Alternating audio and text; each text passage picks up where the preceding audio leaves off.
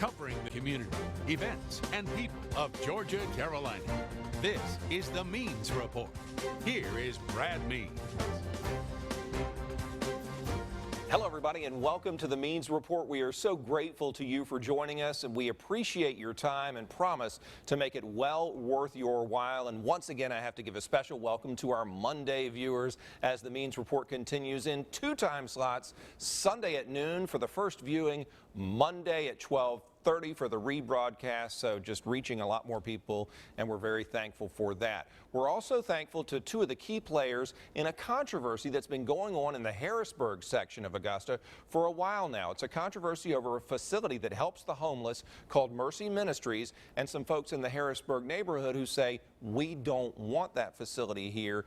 It shouldn't have been here in the first place. It's now in the hands of a judge. 2 of the people involved in the process are joining me right now, continuing a conversation that we started last week on the Means Report. Susie Raban, who is with Mercy Ministries, and Lori Davis with the Harrisburg community. Both of you ladies have done a great job explaining things so far, and I appreciate it. I want to pick up with you, Susie, though, where we left off last time, and that's an expression of optimism on your part that Harrisburg can become everything, really everything it was back in the day, and everything that many people dream it to be. You have high hopes for Harrisburg. I certainly do. As I said, Harrisburg has beautiful bones. It's been a troubled community for a few decades, if anybody that's familiar with the area knows. I think that it's been a misconception that Mercy Ministry only serves the homeless. That is actually a very small part of our ministry.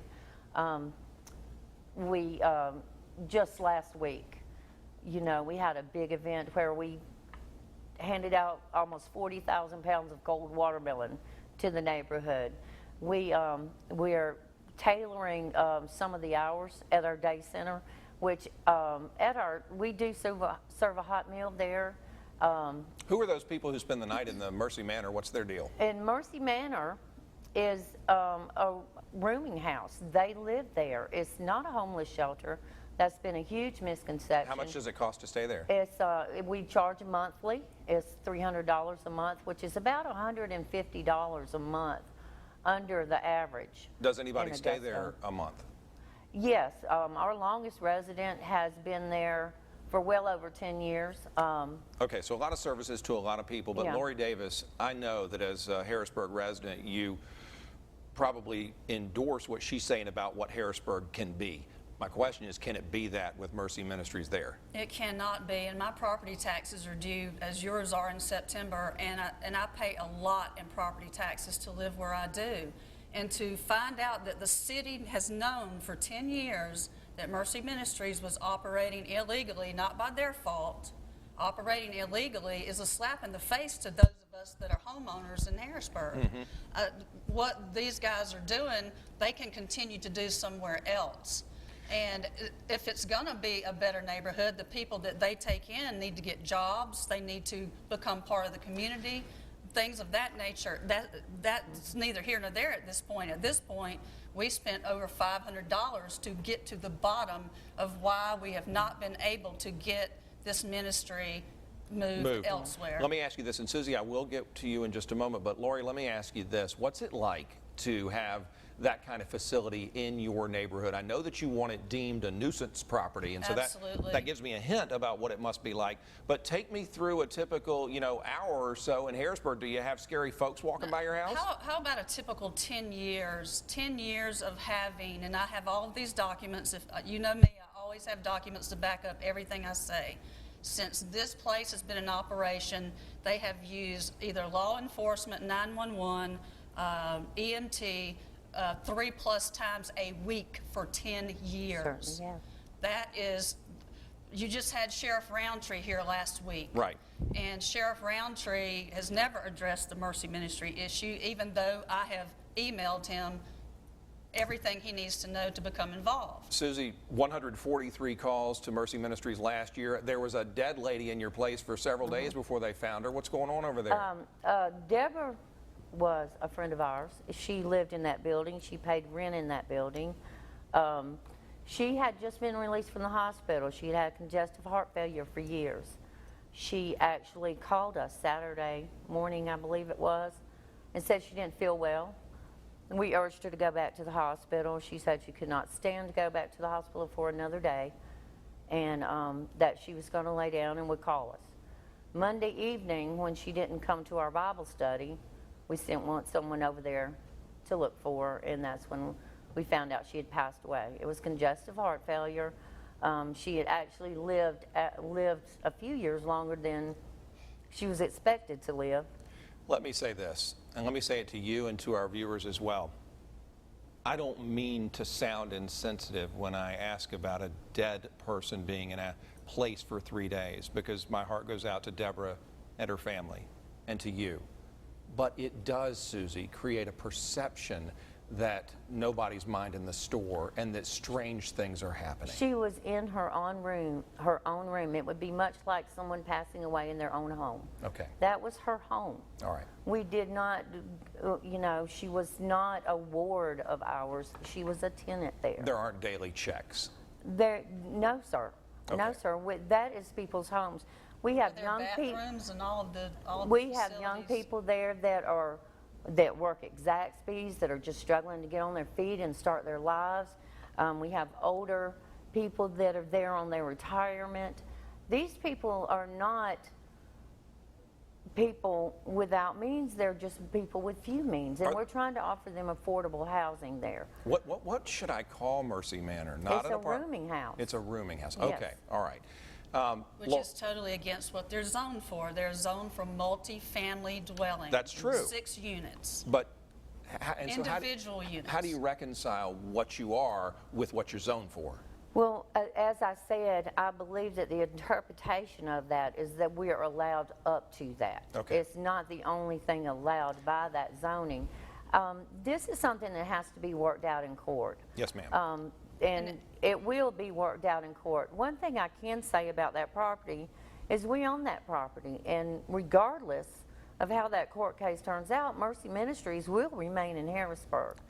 Well, I mean, unless the county says they're not going to rezone you and you're not justified being there. We still own that property. We may repurpose it, but we still own that property, Lori and Davis. we still feel a need in Harrisburg. No, I hear you, and there is a need. There's a need all over our community, and I can tell you the county's viewpoint on this is they want a better way to help our homeless. They want facilities. We don't have enough places to help homeless people in Richmond County, Georgia. We do need more, whether it's Harrisburg or elsewhere. Lori, Let me answer to that. They're not leaving. Well, they have turned down several options to become part of a continuum of service for homeless. They do not want to belong to that. Every other homeless organization belongs to that CSRA continuum, but they don't want to belong to it. They don't want anybody in their business, period. There are plenty of other homeless areas that are operating beautifully.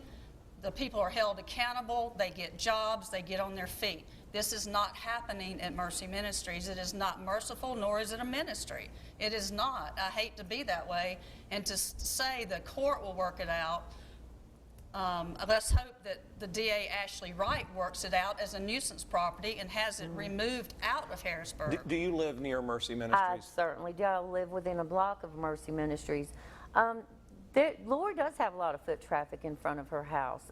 She lives behind the Circle K. She lives across the street from several fast food joints. We have a pedestrian neighborhood. It's a main thoroughfare. There's going to be foot traffic in front of her house regardless of where they're coming from. It's increased exponentially over the years because Mercy Ministries is a magnet that draws from the Bon Air. It draws from the bus stop. It's just amazing. Well, are you scared ever? And you're not scared ever? No. People know me very well in the neighborhood. I'm armed. No, I'm not scared. So I guess my question is, I mean, you seem, on one hand, I know that I hear I'm not going to go out and take a walk at night, okay? Okay. And I'm not going to go to the Circle K at night because it's a zoo. I mean, there was a man the other day that threw a cup of coffee on a deputy, and the deputy didn't do anything about it. I guess my point is, you're not going to leave. You're not going to move from your home. Listen, or you don't want to. Listen, if this city doesn't get better and start, it's a sad day, Brad, when the city does not enforce their own codes that they make and that we have. My house is as old, let me tell you, My house is part of the building that's Mercy Ministries. Wow. It was an old school, and it was down on Lower Fenwick Street. My house is a wing of that building. So my house is just as old as the building they're living in. My house is up to code. It is up to the standards. I pay my stormwater fee, which I hate. And until this city gets it together, I'm not guaranteeing that I will be living there in Harrisburg.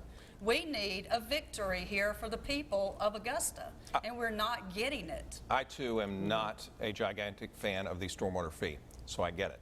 But let me ask you this, Susie Raban, how do you hope this ends? Because there are some issues that the court's going to decide. And I tell you, we're talking about some of the minutia that makes up a zoning definition. It's way too much to get into. It is very complicated. Like how many off-street parking spaces you must have and how each room must be wired. And so we don't want to do that. What I want to do is let the judge do his thing. We'll wait for that. We'll report it on Channel 6 when it happens.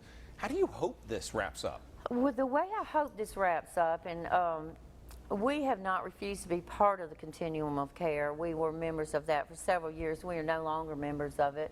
But we do work in concert with several other ministries and outreach groups.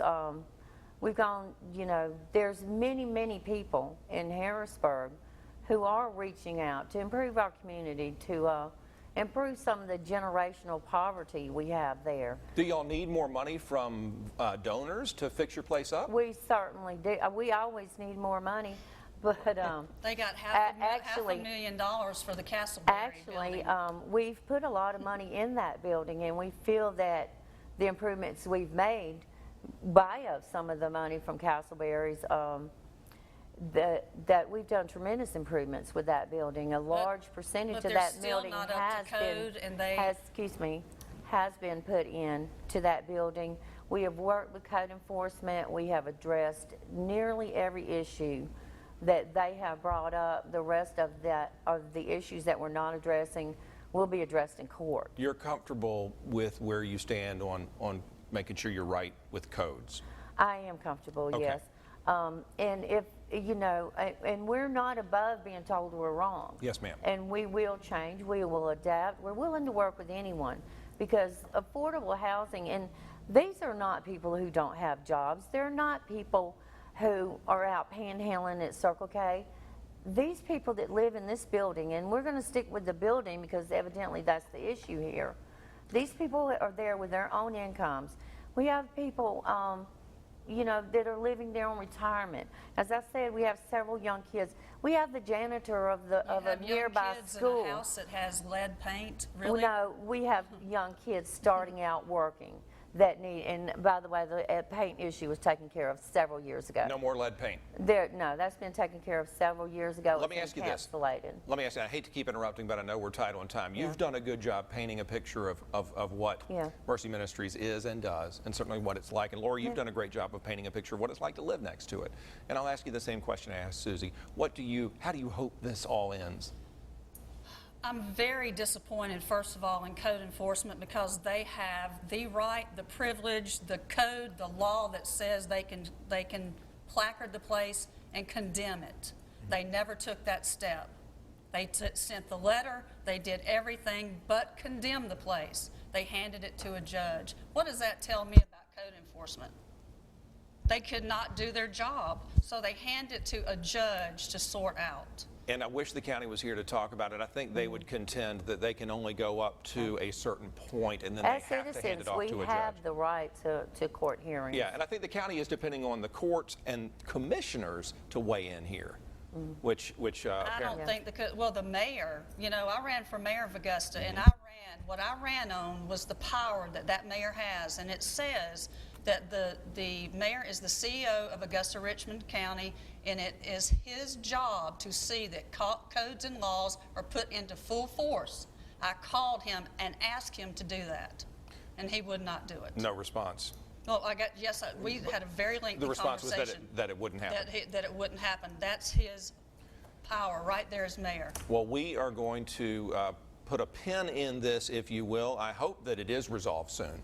I hope that the judge does weigh in and that we're able to have you back to discuss the outcome. But I want to say this. This is 2 segments you've been on 2 weeks in a row, ladies, and I want to thank you both for what you're doing. Thank you for having us. Thank you, Lori. Thank you. Susie, I appreciate it very much. I tell you what, these ladies are both passionate about what they do, and sometimes you might want to ask yourself, what do you believe in? And if so, how willing are you to step out into the public spotlight like these ladies have done to talk about what means something so powerful to your heart? Because they do it all the time. They're at opposite ends of this debate, but they sat up here for 2 segments over the course of 2 weeks and talked about it, and I'm grateful to both of them for that. And I'm